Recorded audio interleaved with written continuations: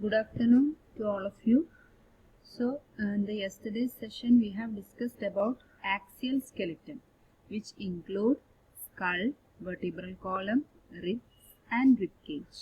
So, today we can discuss about appendicular skeleton among the skeletal system. In the case of appendicular skeleton, it involves the bones of the limbs along with the girdle. It constitutes appendicular skeleton. അതായത് ഇവിടെ കാണുന്ന ലിംബ്സ്, limb എന്ന് പറയുമ്പോൾ ഈ ഭാഗം, the bones of the limb along with girdle, that is known as it constitute appendicular skeleton. അപ്പോൾ ഓരോ limb എടുത്ത് നോക്കിയാലും it consists of 30 bones. അപ്പോൾ for example the bones of the hand, അതായത് ഹാൻഡിന് പറയുന്ന വേറൊരു പേരാണ് ഫോർ ലിംബ്. ഹാൻഡിന്റെ ബോൺസ് മാത്രം എടുത്ത് നോക്കുകയാണെങ്കിൽ അതുപോലെ തന്നെ ഹ്യൂമറസ്, ഹ്യൂമറസ് എന്ന് പറയുന്നത് ഈ പോർഷനാണ് humorous, this portion. Then radius and ulna, അതായത് മുട്ട്, കൈമുട്ടിന് താഴത്ത് വരുന്ന രണ്ട് ബോൺസ് ആണ് റേഡിയസ് ആൻഡ് അൾന. ഇതെല്ലാം ടോട്ടൽ ചെയ്തിട്ടാണ് 30 bones എന്ന് പറയുന്നത്. Each limb is made up of 30 bones, that is bones of hand are humerus, radius and ulna. പിന്നെ വരുന്നുണ്ട് carpals, that is wrist. നമ്മൾ വാച്ചൊക്കെ കെട്ടുന്ന ഭാഗമാണ് wrist. carpalsന്റെ വേറൊരു പേരാണ് wrist bones that are 8 in number, carpals. പിന്നെ വരുന്നത് മെറ്റാകാർപ്പൽസ്. ഇതാണ് മെറ്റാകാർപ്പൽസ്, ദിസ് ഏരിയ. ഈ ഏരിയ കാർപ്പൽസ് ആണെങ്കിൽ ഇതിന് താഴെ വരുന്ന ഏരിയയാണ് മെറ്റാകാർപ്പൽസ്. പിന്നെ ഫിംഗറിന്റെ ആ ഭാഗമാണ് ഫാലഞ്ചസ്. അപ്പോൾ ഇതിലും 14 ഉണ്ട്. അപ്പോൾ ടോട്ടൽ 30 ബോൺസ് ആണ് വരുന്നത്. Bones of the hands are humerus, radius and ulna, carpals, metacarpals and phalanges. ഇനി വേറൊരു ഭാഗമാണ് ഫീമർ. ഫീമറിന്റെ വേറൊരു പേരാണ്, ഇതില് ലിംബിന്റെ മാത്രമേ കാണുന്നുള്ളൂ. സോ ഇൻ ദിസ് പിക്ചർ ഇതില് ഫീമർ എന്ന് പറയുന്നത്, നേരത്തെ പിക്ചറിൽ ഫീമർ ഉണ്ടായിരുന്നില്ല, ഇപ്പൊ ജസ്റ്റ് വേറെ പിക്ചർ കോപ്പി ചെയ്താണ്. ഇതിലാണ് ഫീമർ കാണുന്നത്. Femur it is present in our leg പോർഷനിലാണ് ഫീമർ കാണുന്നത്.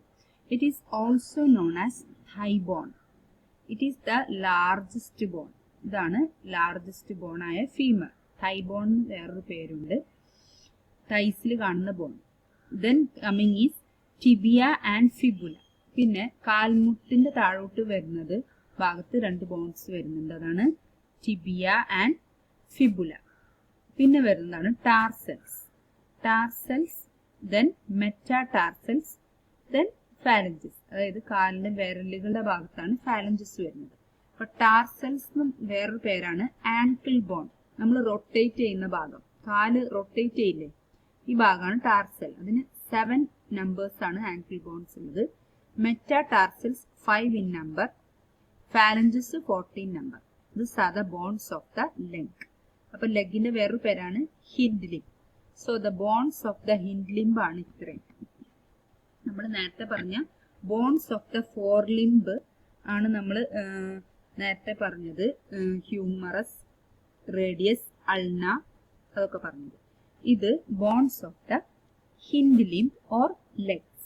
ലെഗിൽ വരുന്ന ബോൺസ് ആണ് femur, tibia, fibula, tarsals, metatarsals, phalanges. Then a cup shaped bone called patella cover the knee ventrally. അപ്പോൾ നമ്മളുടെ കാൽമുട്ടിന്റെ ഭാഗത്ത് ഒരു കപ്പ് ഷേപ്ഡ് ബോൺ ഉണ്ട്. നമ്മൾ മടക്ക് നിവൃത്തിയും ചെയ്യുന്ന ഭാഗമല്ലേ കാൽമുട്ട്, അവിടെ ഒരു കപ്പ് ഷേപ്ഡ് ബോൺ ഉണ്ട്. അതിന് പറയുന്ന പേരാണ് patella. And this patella cover the knee ventrally. പുറമേക്ക് നീനെ കവർ ചെയ്യുന്ന ബോണാണ്, കപ്പ് ഷേപ്ഡ് ബോണാണ് patella. It is also known as knee cap. So next we can discuss about pelvic girdle and pectoral girdle. അപ്പൊ എന്താണ് pelvic girdle and pectoral girdle? അപ്പൊ നമ്മൾ നേരത്തെ പറഞ്ഞതില് ബോൺസ് ആണ് ഡിസ്കസ് ചെയ്തത്, അതായത് ഹാൻഡ്സിൽ വരുന്ന ബോൺസും ലെഗ്സിൽ വരുന്ന ബോൺസും. ഈ പിക്ചറിൽ കാണുന്നത് ഹാൻഡിൽ വരുന്ന ബോൺസ് ആണ് അധികം കാണുന്നത്. അപ്പൊ ഈ പോർഷൻ ആണ് എന്ത് പറയുന്നത്, പെക്ടോറൽ ഗേർഡിൽ. അപ്പൊ എന്തൊക്കെയാണ് pectoral and pelvic girdle bones? This may help. Pectoral girdle എന്ന് പറയുന്നത് കൈയിന്റെ ഭാഗത്ത് വരുന്ന ബോൺസ് ആണ്. This may helps in articulation of the upper and lower limbs respectively within the axial skeleton. Axial skeleton എന്ന് പറഞ്ഞത് വെർട്ടിബ്രൽ കോളം, റിബ്സ്, സ്കള്ളൊക്കെ വരുന്നതാണ്. ഈ ആക്സിയൽ സ്കെൽട്ടനേറ്റ് നമ്മുടെ ലിംസിന്റെ അപ്പർ ലിംബും അതേപോലെ തന്നെ ലോവർ ലിംബും റൊട്ടേറ്റ് ചെയ്യാൻ സാധിക്കും, ആർട്ടിക്കുലേറ്റ് ചെയ്യാൻ സാധിക്കും. അപ്പൊ ഈ ഒരു റീജിയനെയാണ് എന്ത് പറയുന്നത്, pectoral girdle bones. The bones which helps in articulation of upper and lower limbs respectively with the axial skeleton. ഇനി ഈച്ച് ഗേർഡിൽ, അതായത് പെക്ടോറൽ ഗേർഡിൽ ആയിക്കോട്ടെ പെൽവിക് ഗേർഡിൽ ആയിക്കോട്ടെ, it is formed of 2 halves. Each half of pectoral girdle consist of, അപ്പൊ ഓരോ ഹാഫും, അതായത് ഇത് ഒരു left ഹാൻഡിന്റെ ആണെങ്കിൽ അതേപോലെ തന്നെ റൈറ്റ് ഹാൻഡിനും ഇതേപോലത്തെ ഗേർഡിൽ വരുന്നുണ്ട്. അപ്പൊ ഓരോ ഗേർഡിലും is formed of 2 halves. So each half of pectoral girdle, അപ്പൊ this portion is pectoral girdle. അപ്പോൾ പെക്ടോറൽ ഗേർഡിന്റെ ഒരു ഹാഫ് പോർഷനിൽ it consists of clavicle and scapula.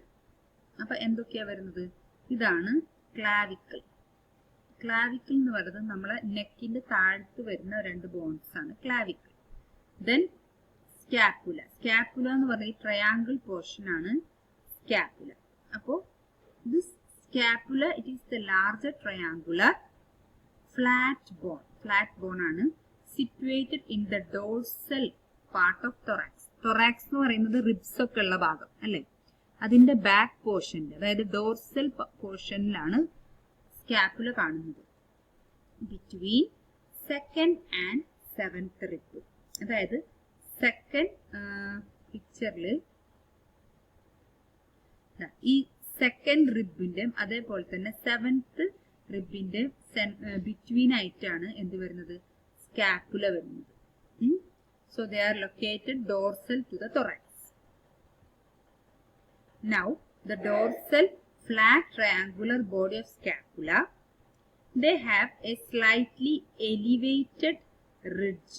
അപ്പൊ ഈ സ്കാപ്പുലക്ക് എന്ത് വരുന്നുണ്ട്, ഒരു എലിവേറ്റഡ് റിഡ്ജ് വരുന്നുണ്ട്. അതിന് പറയുന്ന പേരാണ് spine, which projects as flat expanded process called acromion. acromion. ഈ സ്പൈൻ എങ്ങനെ പ്രൊജക്ട് ചെയ്യുന്നതെന്ന് വെച്ചാൽ they project as flat and expanded process called acromion.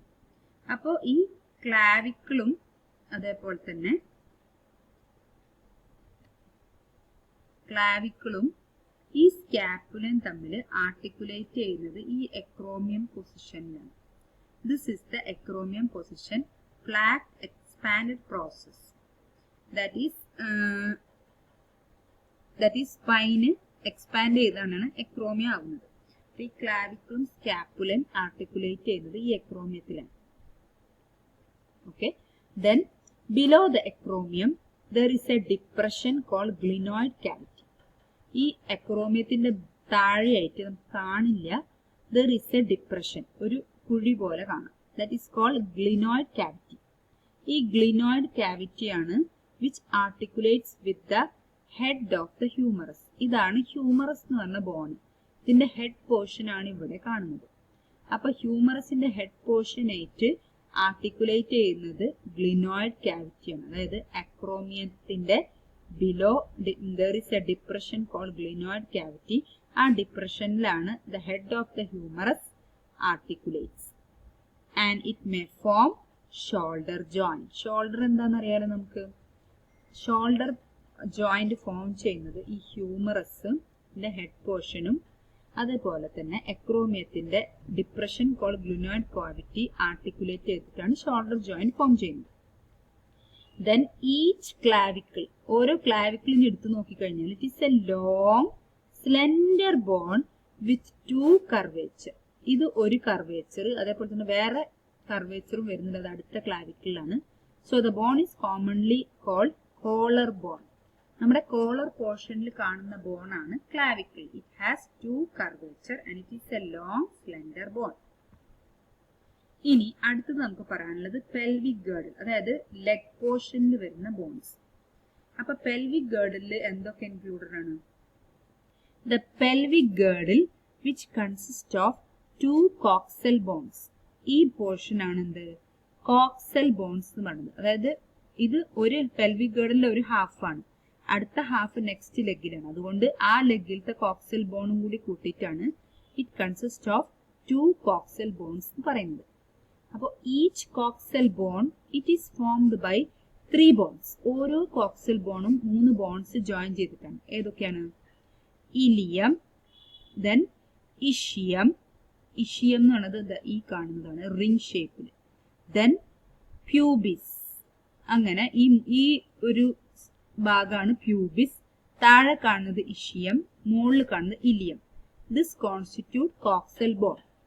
At the point of the fusion of the above bone, there is a cavity called acetabulum. അതായത് ഈ ബോൺസിന്റെ മുകളിലായിട്ട് ഒരു cavity വരുന്നുണ്ട്. അതിന് പറയുന്ന പേരാണ് അസറ്റാബുലം. അതിൽക്കാണ് എന്ത്? അസറ്റാബുലം. This portion. ഈ അസറ്റാബുലത്തിൽക്കാണ് to which the thighbone are. Thighbone ഏതാണ്? ഫീമർ. അപ്പോൾ ഈ ഫീമറിന്റെ ഈ ഹെഡ് പോർഷനും അതേപോലെ തന്നെ ഈ ബോൺസിന്റെ പോർഷനും കൂടി ആർട്ടിക്കുലേറ്റ് ചെയ്യും. ഈ ഒരു പോർഷനാണ് എന്ത് പറയുന്നത്? അസറ്റാബുലം. മാർക്ക് ചെയ്തിട്ടില്ല കേട്ടോ. At the point of the fusion of above bones. അതായത് എബവ് ബോൺസ് എന്ന് പറയുന്നത് ഈ എന്താ പറയാ, ഇലിയം, ഇഷിയം, പ്യൂബിസ്. ഈ ബോൺസിന്റെ ആ ഫ്യൂഷൻ പോയിന്റിൽ തന്നെയാണ് തൈബോണും ഫ്യൂസ് ചെയ്യുന്നത്. So these 2 bonds gets articulate and that portion is called what? Acetabulum. Now the 2 halves of the pelvic girdle, they meet ventrally to form pubic symphysis containing fibrous cartilage. അപ്പോൾ ഇത് ഒരു half ആണ് pelvic ഗേർഡിന്റെ. ഇതേപോലെ next ഹാഫും വരുന്നുണ്ട് അടുത്ത ലെഗിന്റെ. ഈ 2 ഹാഫ്സും കൂടി ventrally meet ചെയ്യും, അതായത് ഫ്രണ്ട് പോർഷനിൽ മീറ്റ് ചെയ്യും. And they form a pubic symphysis. ഇത് രണ്ടും കൂടി ജോയിൻ ചെയ്യുന്നത് pubic symphysis-ലാണ്. അവിടെ എന്ത് വരുന്നുണ്ട്? ഒരു special type of fibrous cartilage വരുന്നുണ്ട്. ഈ 2 ഹാഫ്സും തമ്മിൽ ജോയിൻ ചെയ്യുന്നത് pubic symphysis-ലാണ്. Now, so these are all about pectoral girdle and pelvic girdle. ഇനി നമുക്ക് അടുത്ത് ഡിസ്കസ് ചെയ്യാനുള്ളത് ജോയിന്റ്സിനെ പറ്റിയാണ്. Joints are essential for all type of movements. നമ്മുടെ ബോഡിയിലുള്ള എല്ലാ തരത്തിലുള്ള മൂവ്മെന്റ്സിനും, അതായത് bony parts of the body, അതായത് ബോൺസ് ആയിട്ട് വരുന്ന ബോഡി മൂവ്മെന്റ്സിലൊക്കെ എന്ത് വരുന്നുണ്ട്? Joints. These are essential for all type of movements involving the bony parts of the body. Locomotory movements are no exceptions to this. അപ്പോൾ ജോയിന്റ്സ് എന്ന് പറയുന്നത് എന്താണ്? It is the point of contact between bones. Bones തമ്മിലുള്ള contact ആവാം, or between the bones and cartilage. ബോൺസും അതേപോലെ കാർട്ടിലേജും തമ്മിലുള്ള കോണ്ടാക്ട് ഏരിയ, അല്ലെങ്കിൽ ബോണും തമ്മിലുള്ള കോണ്ടാക്ട് ഏരിയ. ഇതാണ് എന്ത്? Joints. The force generated by the muscles. അപ്പൊ മസിൽസ് എന്നുള്ള ഫോഴ്സ്, അതായത് ആക്ഷൻ പൊട്ടൻഷ്യൽ വഴി ഫോഴ്സ് ജനറേറ്റ് ചെയ്യും muscles. That is used to carry out movement through joints. ഈ ആ മസിൽസിൽ ജനറേറ്റ് ചെയ്യുന്ന മൂവ്മെന്റ്സ് ആണ് which is used to carry out movements through the joints. ജോയിന്റ്സിൽ വരുന്ന മൂവ്മെന്റ്സ് മസിൽസിൽ ജനറേറ്റ് ചെയ്തിട്ടുള്ള ഫോഴ്സ് കൊണ്ടുള്ള മൂവ്മെന്റ്സ് ആണ്. Where the joint acts as a fulcrum.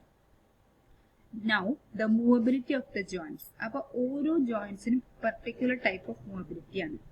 It may depend upon different factors. എന്തൊക്കെയാണ്? The joints have been classified into 3 major structural forms. ഒന്ന് fibrous joints, then cartilaginous joints and synovial joints. അങ്ങനെ 3 types of joints are present, and ഈ jointsനെ ഇങ്ങനെ classify ചെയ്യുന്നത് based on the movability at this of the joints.